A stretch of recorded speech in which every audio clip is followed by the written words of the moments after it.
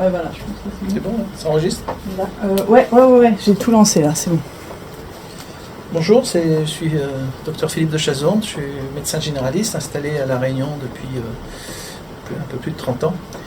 Et un peu multitâche, c'est-à-dire j'ai exercé dans un certain nombre d'endroits en même temps que mon métier de médecin polyvalent, on va dire, notamment à la NAS, anciennement NAS et maintenant c'est la HAS, dans le syndicalisme, dans le monde associatif, dans le monde hospitalier, en étant interne, mais aussi régulateur du Centre 15, ce qui permet d'avoir une vision un peu transversale de ce qui se passe, que ce soit au niveau des décisions qu'au niveau des recommandations. Bonjour, je suis le docteur Bruno Bourgeon, je suis néphrologue, épidémiologiste et membre et créateur du collectif Covid Médecins 274 aux côtés de Philippe de Chazourne. Je suis par ailleurs fondateur de l'espace éthique de La Réunion en 2001. Finalement, on parle beaucoup du nombre de morts, du nombre de cas, etc. Mais des fois, j'ai l'impression qu'on se noie un peu dans toutes ces informations-là et que finalement, concrètement, des fois, on ne trouve pas les informations basiques, en fait. Si moi, je suis testée positive, que j'ai des symptômes, qu'est-ce que je fais, quoi, concrètement, aujourd'hui, là, actuellement? Qu'est-ce que je fais pour me soigner? Est-ce que je fais rien? Je rentre chez moi? Je vais faire mon Jean Castex. En responsabilité, tu vas te confiner, tu vas te mettre en quarantaine et tu vas recevoir le moins de monde possible. Et quand les gens viendront chez toi, tu mettras ton masque et tu feras attention à ne pas contaminer les gens. Car tu es positive, tu as des symptômes, donc tu es contaminante. Donc il faut te protéger, te calfeutrer et éviter de voir le maximum de personnes. En responsabilité, Madame Santogamère.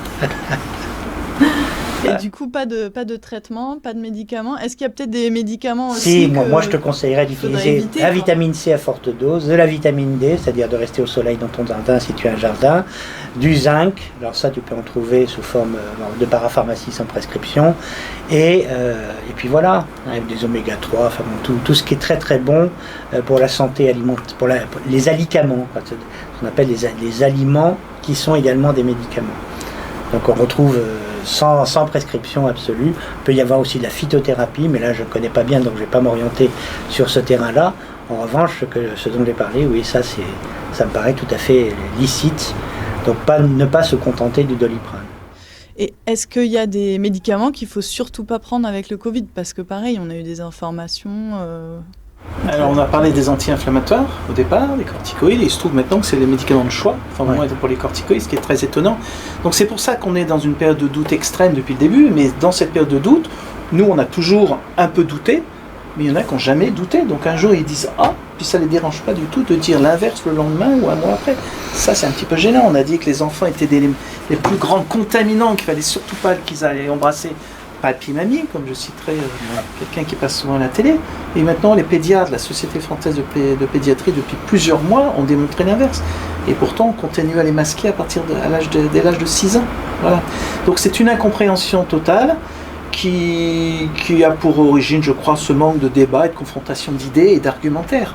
Et que les conseils scientifiques, on ne sait pas trop comment ils ont été nommés, que ce soit en métropole ou ici, et qu'ils ont mis dehors pas moins qu'un prix Nobel, pas moins que l'ancien directeur de la NSM, M. Dominique Maranecki, pas moins que Jean-Luc Arrosseux, ancien président de la HAS, juste avant que Mme Buzyn y aille dire que les conflits d'intérêts, pour elle ne voit pas où est le problème. C'est ce qu'elle a dit quand elle a été désignée pour être présidente de la HAS avant d'être ministre à l'Assemblée nationale.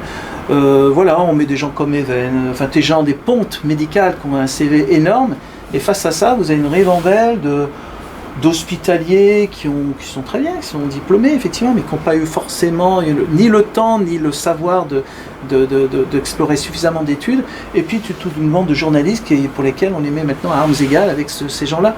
Et ça, en tant que médecin, c'est un petit peu insupportable qu'on ait enlevé la notion de médecine, de prescription aux médecins, et qu'on la laisse finalement aux médias, cette prescription, et que finalement les autoritaires vont faire ce que dit le peuple ou ce que disent les médias, et sachant que tout le monde n'a pas accès à ces médias. Là où on est un peu, moi le premier, un peu furax, un peu rageur face aux autorités de santé, c'est que pourquoi ne tentons pas nous de donner ces médicaments, alors ce sont ces mêmes médicaments, sauf l'hydroxychloroquine qui a été rayée des tablettes, à l'hôpital, notamment les anticoagulants, les corticoïdes, puisqu'on sait que c'est ça peut-être qui va sauver les gens. Est-ce qu'on ne pourrait pas sauver ces gens en évitant qu'ils aillent à l'hôpital?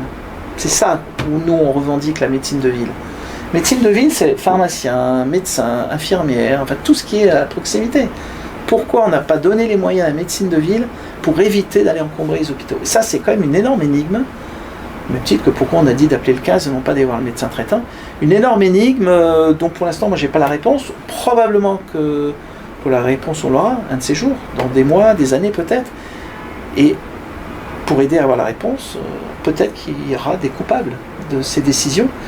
Pourquoi M. Martin, ancien directeur de l'ANSM, qui a récemment, alors non pas démissionné, mais il est parti en fait puisqu'il est arrivé en fin de mandat, n'a pas autorisé cette fameuse RTU pour l'usage thérapeutique temporaire de l'hydroxychloroquine, alors que son prédécesseur, Dominique Maranaki, qui avait été exemplaire pour rendre l'ancienne Agence française du médicament, et donc ANSM maintenant depuis l'affaire de Mediator, pour rendre indépendant cette structure, avec notamment la création de ce RTU.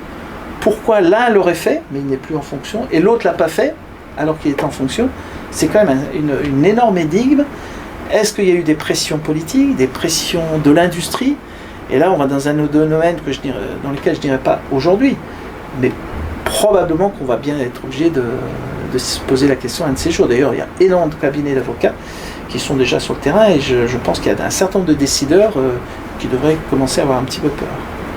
Et moi, je voudrais rebondir sur les intérêts des ARS quand même. L'ARS, alors soit ce sont des succursales du gouvernement, ce qui est probablement le cas actuellement, soit ils ont une possibilité quand même de gestion locale en fonction des critères locaux.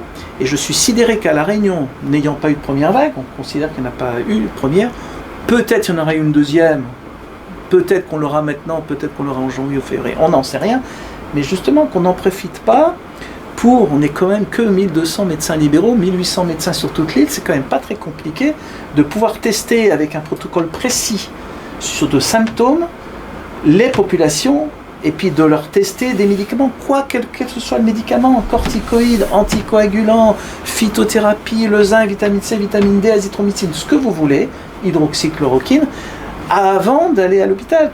Donc, que l'ARS ne soit pas capable de faire en 8 mois quelque chose que Raoult a fait, nous on l'a fait pour le chikungunya en quelques semaines dans l'urgence, c'est assez sidérant. Ils ont des moyens, faisons-le. Bon voilà, c'est vraiment d'où la question, c'est à quoi servent les ARS? Et on peut même se demander, elles avaient été mises là pour remplacer les ARH, les DRAS pardon, et les DAS, mais on voit toute la limite, c'est qu'en fait ils ne font que faire du copier-coller de ce qu'on leur dit de Paris. Et ça c'est pas bien quand on est à 10 000 km de la France, parce qu'on a d'autres choses à faire. Du coup, qu'est-ce que vous pensez justement de ce traitement par l'hydroxychloroquine et du professeur Raoult tel qu'il en parle, tel qu'il l'utilise depuis des années? Il y a 136 études qui sont parues, dont 90% ont montré l'efficacité de l'hydroxychloroquine. Et ces 136 études ne sont pas tous issues de l'IHM de Marseille. Il y en a qui sont d'origine américaine, d'autres qui sont d'origine chinoise, les premières, et il n'y a pas de raison que l'on ne puisse pas utiliser cette molécule. Quand bien même ne ferait-elle pas de bien pour le Covid, elle ne fera pas de mal, contrairement à ce qui a été dit, que c'était une molécule empoisonnée, que ça donnait des arrêts cardiaques, des arythmies, alors que c'est une molécule qu'on utilise depuis 70 ans en médecine générale. Bref, encore un scandale de plus, tout ça pour déconsidérer la médecine générale par rapport à la médecine hospitalière, car le Covid était une maladie de la médecine hospitalière, ce qui est, à mon avis, un non-sens absolu de gestion. Est-ce que, du coup, vous, en tant que médecin, vous ressentez une pression en interne, du coup, du corps de la médecine sur les diagnostics à faire, sur les traitements, les décisions que vous pouvez demander Alors, d'une façon générale, ou on parle que du Covid? Pour le Covid. Pour le Covid, de toute façon, officiellement, il n'y a pas de traitement. Donc ça veut dire que quand il n'y a pas de traitement, le médecin, quand il n'y a pas de traitement préconisé, sous la forme d'une recommandation, disons, de la Haute Autorité de Santé ou des autorités sanitaires, le médecin, s'il ne se réfère pas à ça, il est responsable de ses actes. C'est-à-dire que le médecin va être responsable des effets éventuels, indésirables, du traitement qu'il aura donné. Et ça, c'est compliqué pour pouvoir se défendre devant un juge. Si le juge vous dit, mais ok, c'est très bien, vous avez le droit de tout prescrire, mais vous avez prescrit le médicament A, or, il n'a pas l'AMM pour ça, l'autorisation de mise sur le marché, compliqué de se défendre. Donc en pratique, on n'a rien testé. Et est-ce que la peur, justement, a un impact sur notre santé directement ? Ah, terriblement. Il est certain que sur le plan immunitaire, je suis aussi un peu immunologiste, le stress, l'angoisse, l'anxiété agit sur la qualité de nos globules blancs, sur la qualité de notre système immunitaire, et on sait très bien que le stress, par exemple, est source de boutons d'herpès. Or, le bouton d'herpès, c'est quoi? C'est un virus qui réémerge à l'occasion du stress. On l'a dans notre corps et il sort parce que le système immunitaire est à ce moment-là ponctuellement défaillant, lié à ce stress. Mais si le stress se prolonge, lié au confinement, lié aux injonctions gouvernementales, lié à la peur suscitée par les médias, qu'ils soient locaux ou généraux ou nationaux, eh bien, cette peur, nous la sentons nous tous les jours, médecins de terrain, cette peur engendre une dépression du système immunitaire et favorise effectivement l'efflorescence du virus. Alors ça, ce sont les conséquences directes, vous avez les conséquences indirectes. C'est la peur d'aller voir son médecin, la peur d'aller faire des courses, la peur de la socialisation. Alors du coup, une autre question un peu concrète et pratique, on revient à ça, mais quelle est, selon vous, l'utilité du masque? Avant la crise Covid, pour nous, le masque, c'était le masque chirurgical. FFP2, ou vraiment celui qu'utilisaient les anesthésistes ou les chirurgiens en bloc opératoire, donc pour une durée très très limitée, étant mis par des infirmières avec des lacets, non pas des élastiques, et puis évidemment changer toutes les 2-3 heures, enfin entre chaque intervention en tous les cas. Le masque aujourd'hui, c'est quoi? Il y en a qui ont du FFP2, le top du top, mais en pratique ça coûte cher, il y en a très peu qui le portent. Le masque chirurgical, le masque qui donne des allergies, on sait très bien que ça fait passer les virus, de toute façon les mailles sont trop élevées. Le masque en tissu, le masque qu'on met presque, on se mouche dedans et on met dans la poche, et puis qu'on récupère juste parce qu'il y a le gendarme qui risque de nous mettre 135 €. Alors je ne sais pas ce que ça veut dire le masque. Le masque très bien mis en salle d'opération, et évidemment il y a des études qui ont été faites pour prouver leur efficacité. Le masque en population générale, comme vous et moi et comme le commun des mortels le porte, je ne suis pas sûr que ce soit non seulement un moyen de se protéger ou de protéger l'autre, mais surtout un moyen aussi de se contaminer par ton propre microbe, puisque ce sont des magnifiques boules-cultures, surtout à La Réunion quand il va commencer à faire chaud et humide. Du coup, quels sont les bons gestes à adopter? Parce qu'on parle de gestes barrières en permanence, mais quels sont les gestes de base en fait? Il me semble qu'on parle de plus en plus quand même que c'est un virus qui est manuporté, quoi. C'est-à-dire en fait le geste barrière essentiel, et au moins il n'y aura pas du Raoult et contre Raoult, ou de Paris contre Marseille, ou des complotistes contre les non-complotistes, c'est le lavage des mains. Avec du savon d'ailleurs, ça marche très bien, mais disons que, bon, gel hydroalcoolique, mais lavage des mains souvent, fréquemment, je pense, quand on rentre dans un magasin, quand on ça me paraît être le bon sens. Tout le reste, tous les masques, en population générale, dans le domaine public, quand on fait du sport, quand il n'y a personne à la ronde de plusieurs mètres, ça me paraît totalement ridicule. Le mettre à domicile avec des personnes à risque, bien évidemment il faut le faire, en plus du geste barrière essentiel qu'est le lavage des mains. Le mettre quand il y a beaucoup de population dans un espace réduit, bon, pourquoi pas. Probablement que ça doit aider à diminuer l'affection du virus. Voilà. Donc notre collectif, il est de dire quand même que dans l'espace public, quand il n'y a vraiment pas beaucoup de monde, on pourrait enlever le masque. Mais malheureusement, quel est le bon critère? Le bon pour nous n'est pas forcément le bon pour les autorités. Et nous, on essaie d'être d'abord médical avant d'être politique. Les autorités, on a l'impression qu'ils sont d'abord politiques avant d'être médicales. Après, ce qu'on peut dire, c'est effectivement sur les cas, les tests et les malades. Justement, je voulais vous demander un peu à quoi correspond un test positif, parce qu'on entend un peu, on attend circuler beaucoup de choses et Donc on a plusieurs tests à notre disposition, mais le test utilisé depuis janvier, c'est le RT-PCR, Reverse Transcriptase, PCR, Polymérase Chain Reaction. En gros, on amplifie l'ARN du virus par une enzyme qui s'appelle la reverse transcriptase, c'est-à-dire qu'on transforme l'ARN du virus en ADN qui sera beaucoup plus facilement détecté. Bref, peu importe la technique, on va parler de l'ARN virus, car c'est un virus ARN, donc il est amplifié, et il y a un certain nombre de cycles d'amplification faits par la machine en laboratoire jusqu'à détecter l'ARN du virus. Jusqu'à 25 cycles, on pouvait estimer que non seulement le patient s'il était positif, non seulement il était positif, était porteur de l'affection, mais peut-être était contagieux. Mais on a poussé la bêtise peut-être, je ne sais pas comment le dire, en France, aller jusqu'à 35 cycles chiffres consacrés avec les méthodes utilisées en France, qui ne sont pas les mêmes qu'en Belgique ou en Allemagne, où c'est 25. Donc 35 cycles, ce qui permettait d'avoir beaucoup plus de cas positifs, enfin de tests positifs chez des gens asymptomatiques. Et à 35, on ne sait plus quoi penser. Est-ce que vous êtes contagieux? Est-ce que vous ne l'êtes pas? Est-ce que vous êtes en début de maladie? Est-ce que vous êtes en fin de maladie? Est-ce que vous êtes malade, tout simplement? Non, on ne sait pas. Donc, test positif ne veut pas dire, d'ailleurs moi quand je fais mes rapports, c'est toujours test positif. Ça n'est jamais cas, ça n'est jamais malade. C'est pour ça que nous avons préconisé de ne tester que les symptomatiques. Pourquoi? Ça a deux avantages. Donc non seulement on éliminera tous les faux positifs qui ne seront jamais malades, mais deuxièmement, lorsque on sensibilise le test PCR en prenant les gens symptomatiques, fièvre, maux de tête, courbatures, etc., eh bien on augmente ce que l'on appelle en termes statistiques et en épidémiologie, la valeur prédictive positive. C'est-à-dire que non seulement ça ne deviendra plus un test de dépistage, mais ça deviendra un test diagnostique. Et c'est toute la valeur de ce test-là. C'est ce que j'ai expliqué au Conseil de l'Ordre, parce qu'il fallait bien qu'ils aient quelques explications épidémiologiques, vu qu'ils ne sont pas épidémiologistes. Et du coup, qu'est-ce que vous pensez des asymptomatiques? C'est un peu flou cette notion d'asymptomatique. Alors, asymptomatique, test positif, on ne sait pas quoi penser. C'est ce que je viens de vous dire, on ne sait pas quoi penser. Moi, j'ai pas d'idée, j'ai aucune idée préconçue, je ne sais pas quoi en penser. J'aurais quand même tendance à dire que si on s'était limité à 25 cycles comme en Allemagne ou en Belgique, on n'aurait pas en Belgique, mais en Allemagne, on n'aurait pas autant de cas en France. Mais, comme vous le savez, tout récemment en Allemagne, il y a un scandale sur les tests RT-PCR, où on s'est aperçu qu'en fait, ils n'en avaient pas assez détecté. Si bien qu'il y a peut-être beaucoup plus de cas en Allemagne qu'on ne le voudrait, et quand on dit que l'Allemagne est le bon élève de l'Europe occidentale, c'est peut-être pas vraiment le cas. Du coup, Merkel est en train de changer complètement son langage sur la gestion de l'épidémie en Allemagne, reconfinement, etc. Et toutes mesures aussi impopulaires les unes que les autres. Tout ça parce qu'il y a un scandale au niveau des tests RT-PCR.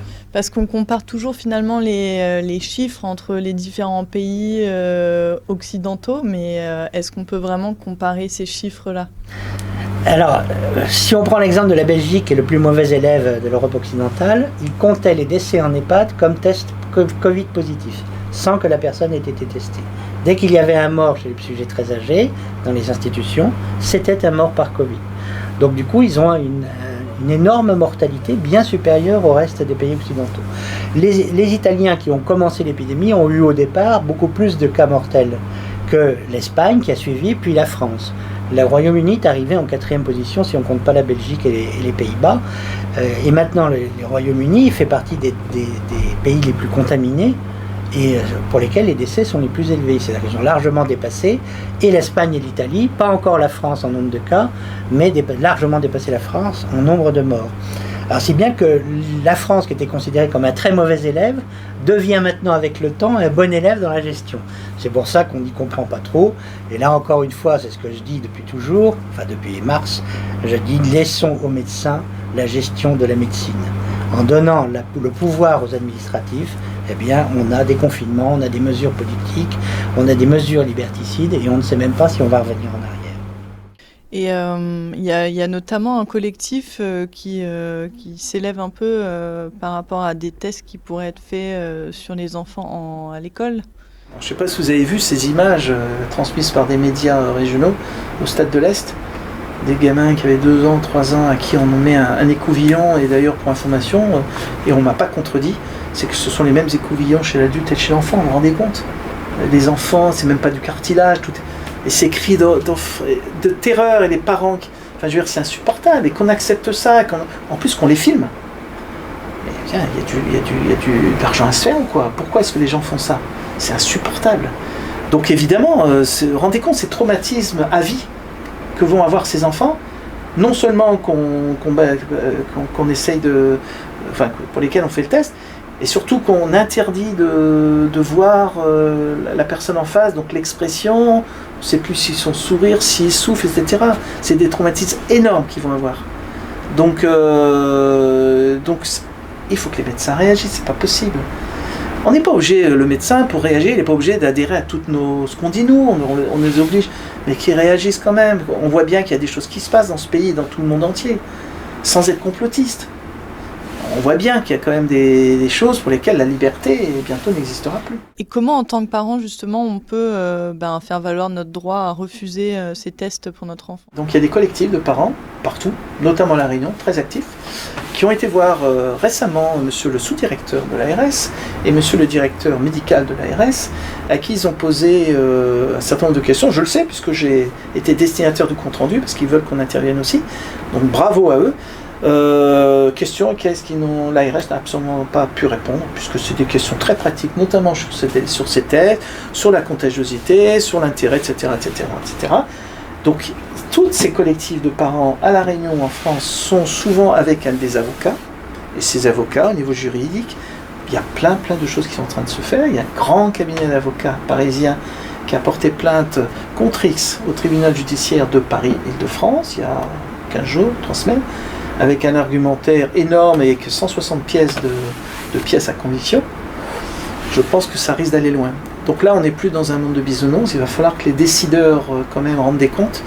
Ça va durer pendant des années. Regardez l'affaire Mediator, où le procès de Nanterre est en train de se faire, où beaucoup sont déjà morts, où beaucoup ont accepté l'argent de Servier pour ne pas plus causer, ne plus parler. Mais là, ça a fait des ravages tellement énormes, et surtout que les premiers concernés, c'est pas forcément les morts qu'il y a eu en France par le non-traitement, mais c'est les familles elles restent elles. Donc ces familles-là, elles vont pas rester, et s'ils s'aperçoivent qu'on aurait peut-être pu faire quelque chose pour sauver leurs proches, ils vont pas en rester là, et c'est des gens qui, à mon avis, sont prêts à passer des années de procédures, et je crois qu'une des faillites probables de l'État, ça va être le coût de ces procédures, parce que c'est qui va payer tous ces procès. Donc moi je crois que la 4e vague, ou la 5e ou la 6e, ça va être ça.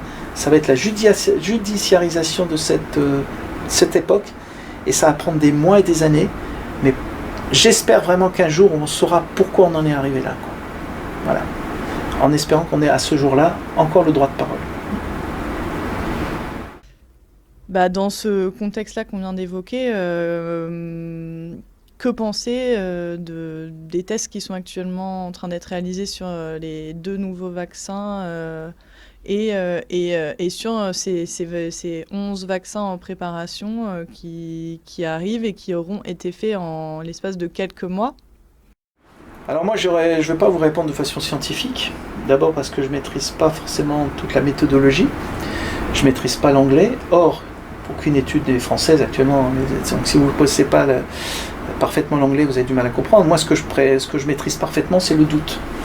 Et j'en suis même un expert, je le revendique. Mais on voit bien que tout le monde n'est pas d'accord. Même des infectiologues entre eux ne sont pas d'accord. L'un disant tout de suite, oui, il faut le faire, de façon impérative, ça va protéger la communauté et ça mettra un terme à la pandémie. Et puis d'autres discours, et pour lesquels ce sont d'autres infectiologues qui ont fait les mêmes études avec peut-être le même CV, qui disent « Oh, attention, d'abord tous les vaccins ne sont pas identiques, il y en a qui trafiquent peut-être un peu qui pourraient trafiquer le génome, celui qui est ARN, messager. D'autres qui disent « Oui, mais on a trop peu de recul pour les effets indésirables. » Tester sur des populations trop petites, ce qui reviendrait dire, si on le met en population générale, de servir un peu les gens de cobayes. Est-ce qu'on va imposer ça chez les personnes âgées, à la limite sans leur demander leur consentement? Parce qu'ils sont à risque, mais à risque de quoi? De mourir? Oui, on le sait, une personne âgée. Mais là, on n'a jamais fait de vaccin aussi rapidement. Enfin, habituellement, ça prend une dizaine d'années. Alors là, il y a 2 réponses. Soit la personne, une réponse, que ce qu'on me l'a écrite, en disant c'est génial, ils sont tous mis d'accord, solidarité internationale entre les firmes pharmaceutiques, on a mis beaucoup d'argent, on a mis les moyens, on a été très rapide à cause de ça. C'est le discours officiel. Soit il y en a qui vous disent oui, mais ça va sur le marché, mais finalement on ne sait encore pas trop l'efficacité, on ne sait pas trop s'il faudra une 2e dose, on ne sait pas trop les effets indésirables. Et puis il y a une 3e thèse, pour l'instant que je n'adopte pas, mais peut-être que s'il y a des vaccins mis à ce jour, c'est qu'ils ont peut-être été testés avant même le début de l'épidémie. Donc ça remet en cause l'origine du virus et à partir de quand est-ce qu'il a été. Donc vous avez 3 thèses. Certains assimilés à des complotistes, d'autres à des rassuristes, comme on dit, d'autres à la science pure, pour lesquels nous n'avons pas le droit de remettre en cause, cite l'ordre. Donc la position d'un médecin de terrain généraliste, expert du doute, il est encore plus douteux. Et que je me dis que attention ne pas nuire, et ben ça devrait se poser d'abord, et puis finalement vacciner pour une pathologie et vacciner des gens non malades, pour une pathologie dont on se rendra peut-être compte un jour ou l'autre dans ce rapport pour le H1N1 du Sénat où j'avais été auditionné, au même titre que le professeur Perron, Madame Bachelot, Raoult, qui en cette époque-là étaient des grands experts, et 10 ans après on considère que ce sont tous des pourris, où tous les modèles mathématiques de l'INSERM, de l'INVS, la veille sanitaire, et de le Dr Flao parlaient pour le H1N1 des milliers de morts. Le virus pourrait tuer jusqu'à 30 000 personnes en France, dixit M. Flao, des modèles mathématiques. Or, les données cliniques recueillies, on en dénombrait 312. Donc voilà, reprenons, il faut prendre de la hauteur sur tout ça, et je ne serais pas totalement étonné que dans 1 ou 2 ans, lors d'un prochain rapport au Sénat, on ne nous dise pas, finalement, alors il y a eu peut-être un peu plus de morts, mais pas tant que ça. Donc, 2 hypothèses là viendront, les gens diront, voilà, c'est grâce parce qu'on a fait les couvre-feux, le confinement, et puis les autres qui diront, ben non, c'est parce qu'il n'y a pas eu plus de morts. Et d'autres discours, il y a eu plus de morts, non pas par le Covid, mais par des gens qui ne se sont pas fait traiter. Puis il y en a eu moins de morts parce que les gens n'ont pas circulé, moins d'accidents de la route. Tout ça fait que, à mon avis, dans les mois ou années à venir, finalement, on n'en saura pas plus, parce que les chiffres, ça s'interprète de façon différemment selon la position qu'on a. La seule chose qui risque d'émerger, c'est les conflits d'intérêts énormes de ceux qui ont imposé des tests, qui encore une fois ne sont pas diagnostiques. Ceux qui ont imposé certains traitements, notamment une firme pharmaceutique, Gilead, bien connue, hein, et peut-être que là, certains scandales sortiront. Ou alors, ceux comme nous, du collectif, on sera peut-être complètement trompé, on fera notre mea culpa, et personnellement, je démissionnerai de toutes mes fonctions, que je n'ai pas d'ailleurs. Donc ce sera facile pour moi, mais peut-être un peu plus difficile pour des personnes qui ont de grandes fonctions administratives au niveau régional ou au niveau national. Et quand même, par rapport au vaccin, vous doutez, mais la population, je pense qu'elle y comprend plus rien. Et parce qu'on parle de vaccins ARN et de vaccins traditionnels. Est-ce que vous pouvez peut-être expliquer un peu la différence entre les deux ? Traditionnel, c'est quand on a le virus, qu'on injecte une partie du virus dans le sang avec des réactions immunitaires, etc., d'anticorps. ARN, c'est qu'on touche au génie génétique. Donc c'est un peu l'intelligence artificielle où on est un peu l'apprenti sorcier, on ne sait pas trop ce que ça va se faire. D'ailleurs, tel le point que les industriels ont pris le devant et donc ont imposé à l'État de prendre en charge les éventuels risques d'effets indésirables qu'ils n'auraient pas à payer eux, et ça serait donc à l'État, au travers probablement de l'ONIAM, c'est l'Office national pour payer ces antécédents médicamenteux. Donc on voit bien que personne n'est à l'aise avec ça. Donc la population, elle est encore moins à l'aise.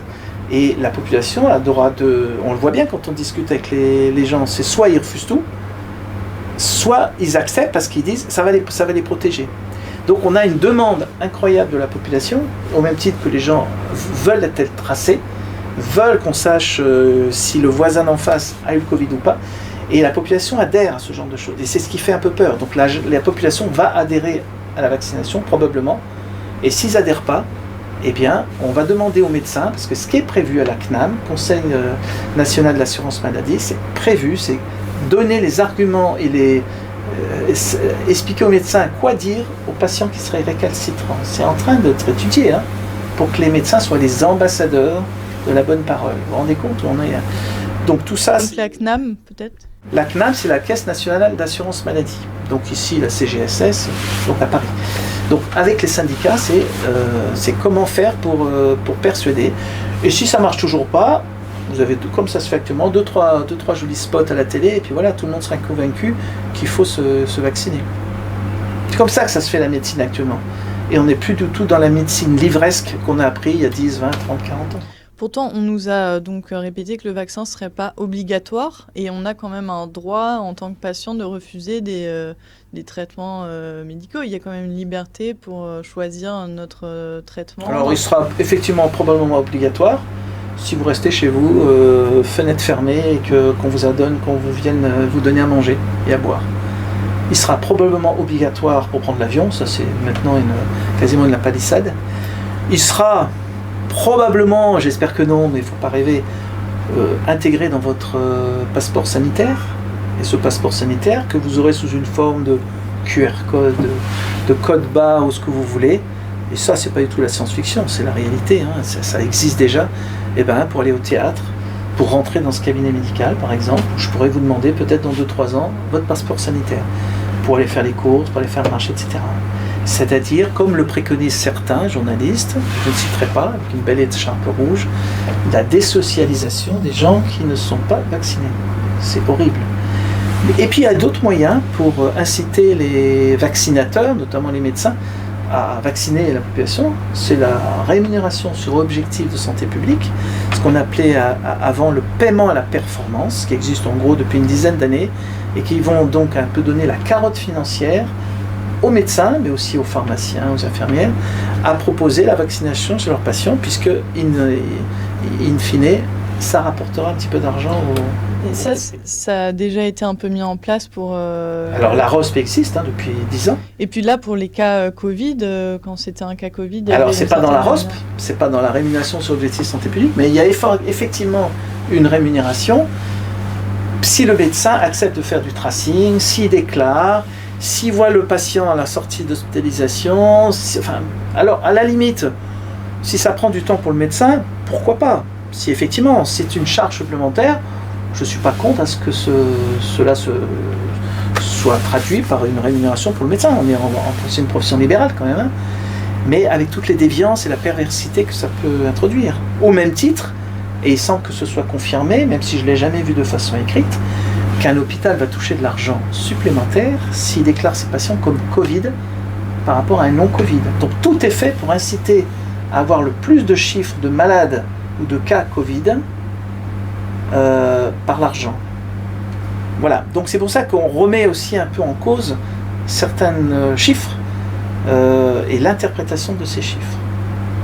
Quelqu'un qui a un infarctus, que vous hospitalisez pour un infarctus, qu'on va tester à son entrée à l'hôpital de fait, et qui va devenir positif, s'il meurt de son infarctus, sera mort de Covid. Et à la télé, on dira mort de Covid, mais il avait une pathologie intercurrente. Voilà, c'est comme ça que ça se passe. Et ça, on trompe les gens.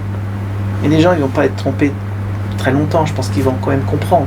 Ça va prendre du temps.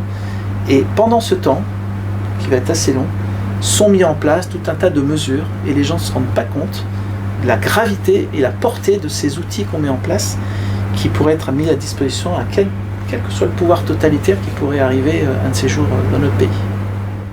Et justement, est-ce que vous croyez à la possibilité d'une 3e ou d'une 4e vague? Parce qu'on commence déjà à nous en parler d'une 3e vague. Est-ce que ça, vous y croyez?